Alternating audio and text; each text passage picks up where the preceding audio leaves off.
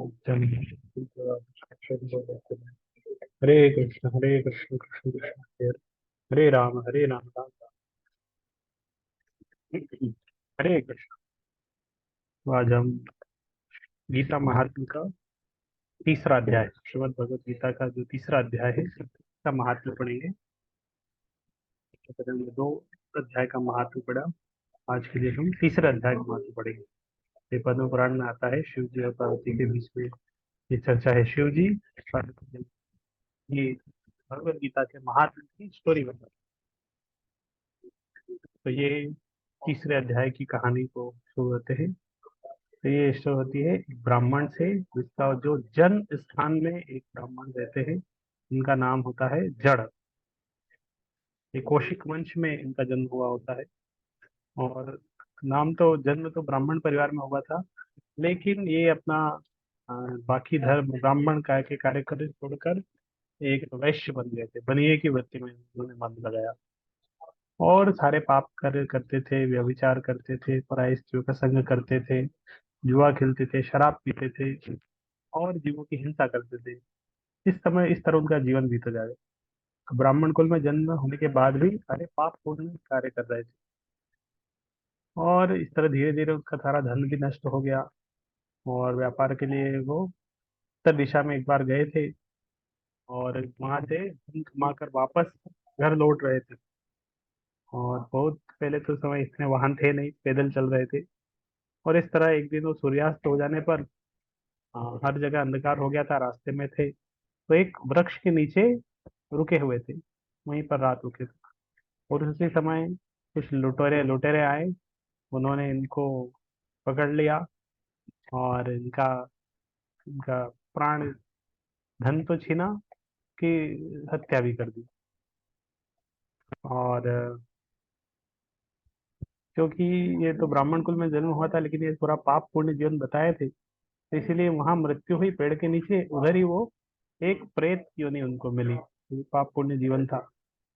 और लेकिन इनका जो पुत्र था वो बहुत क्योंकि ब्राह्मण का पुत्र है तो इनके कुल के कुछ गण थे, तो बहुत धर्मात्मा था, वेदों का विद्वान था। और वो तो घर पे इंतजार कर रहा था, पिता कब आएंगे, पिता कब आएंगे। तो बहुत समय उसने इस तरह राह देखी। तो जब नहीं आए तो पिता का पता लगाने के लिए वो भी घर से निकला कि मैं पिताजी की खोज के लिए निकलता हूँ। इस तरह खोज के लिए वो चल चल जाते जा रहा था। वो रास्ते में लोगों से पूछता था कि इसे कोई लोग आए थे क्या, ये नाम के इधर मिले क्या, क्या आपके बारे में जानते हैं। और फिर एक दिन एक व्यक्ति मिला उनको, जो उनके पिता को जानता था। और इस तरह उनको सारा हाल पता चला कि इस तरह उसके पिताजी की मृत्यु हो गई है। और ये तो बहुत विद्वान व्यक्ति था, बुद्धिमान था, धर्मात्मा पुत्र था। तो इसने सोच विचार कर सोचा कि हाँ, चलो मैं काशी जाता हूँ अपने पिता का थोड़ा उनका अच्छा, वहाँ पर पूजा पाठ करेंगे, काशी में उनका पिंडदान वगैरह कुछ करेंगे और ताकि उनकी मुक्ति हो सके। तो इस तरह वो भी रास्ते में जा रहा था, अलग अलग जगह रुकता था। तो इस तरह 9वें दिन जो रास्ते में जा रहा था, तो वो भी उसी वृक्ष के नीचे पहुंचा। और उसी वृक्ष के नीचे वो भी रात रुका जहाँ उसके पिता की मृत्यु हुई थी। और वहां पर उसने शाम को वो रुका था, उसने अपनी संध्या उपासना की।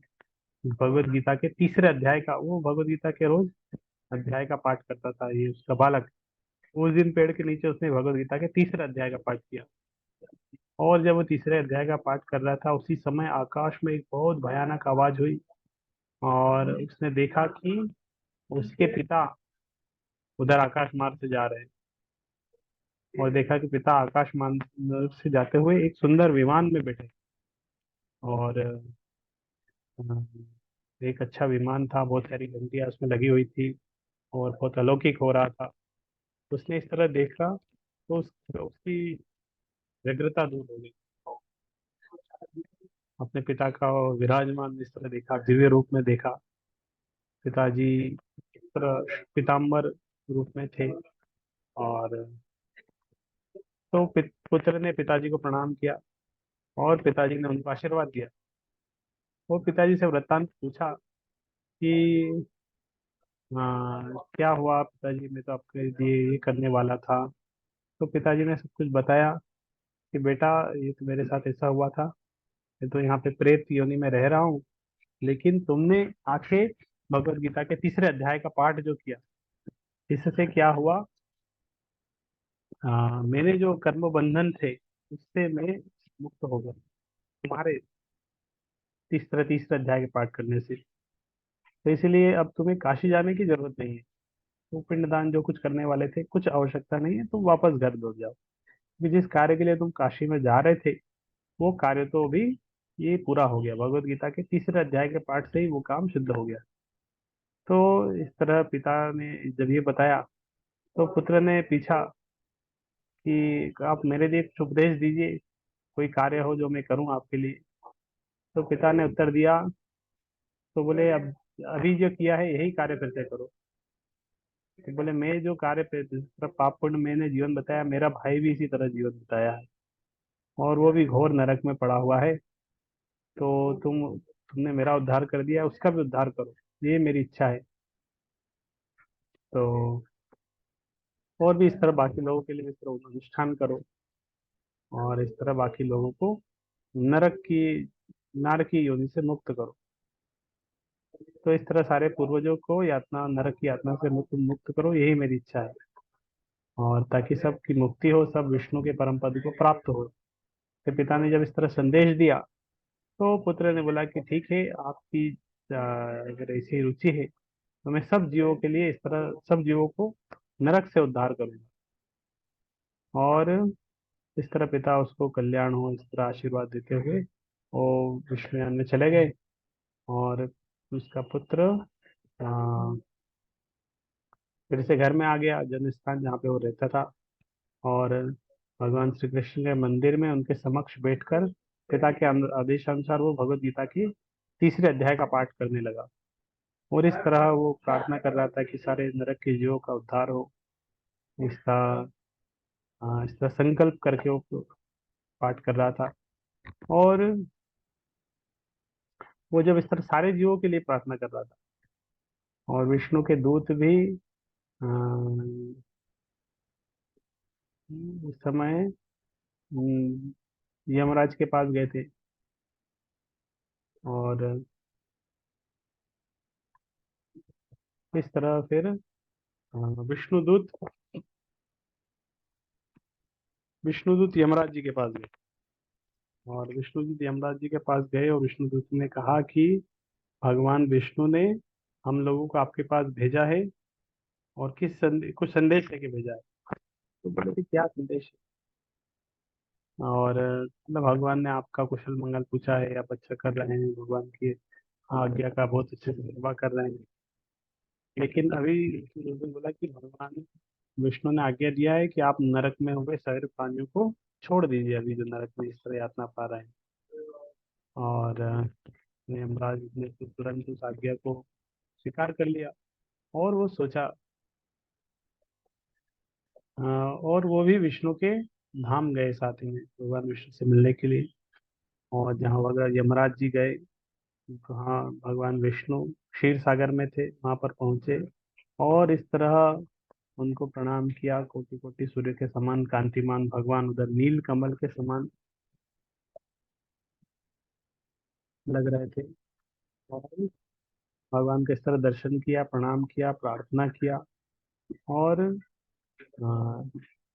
भगवान ने भी उनको आशीर्वाद दिया, खुश हुए भगवान की यमराज आए हैं।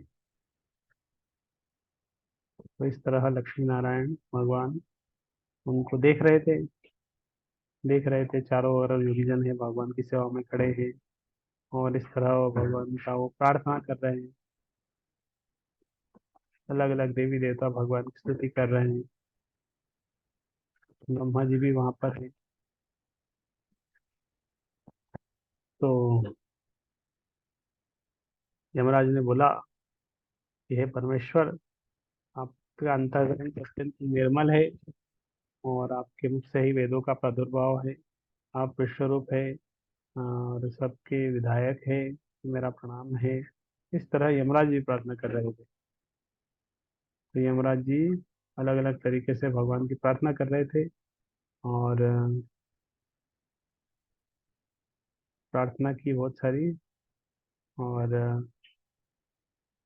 फिर यमराज ने पूछा कि अ, यमराज ने बोला कि आपके आदेश से मैंने सारे जीवों को तो छोड़ दिया है नरक से। अब मैं क्या करूं, मेरे योग्य कोई काम हो तो बताइए।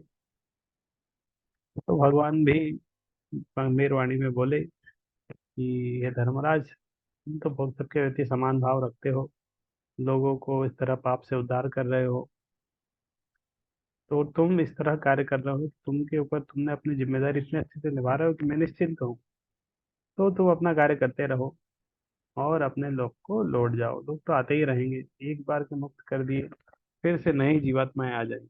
मान लो जेल से हम सारे कैदियों को एक दिन छोड़ देंगे, सारे कैदी को, लेकिन नए लोग फिर से आ जाएंगे, तो आते रहेंगे। इस तरह भगवान ने यमराज को बताया कि तुम अपने कार्य करते रहो, और ये पूरा वृत्तांत है। ये भगवत गीता के अध्याय में तीसरे अध्याय का पाठ करने से इतना प्रभावी है कि वो विद्वान बालक ने अपने पिता, पूर्वज और इस तरह नरक के सारे जीवों का उद्धार कर दिया, केवल भगवत गीता के तीसरे अध्याय का पाठ करके। तो हम भी अगर पढ़ेंगे, हम नहीं भी पढ़ पाएंगे, फिर भी पढ़ेंगे तो हमारा उद्धार हो जाएगा। इसलिए मुख्य रूप से भगवत गीता के तीसरे अध्याय का पाठ करना चाहिए। हरे कृष्ण कृष्ण कृष्ण हरे हरे, हरे राम राम राम।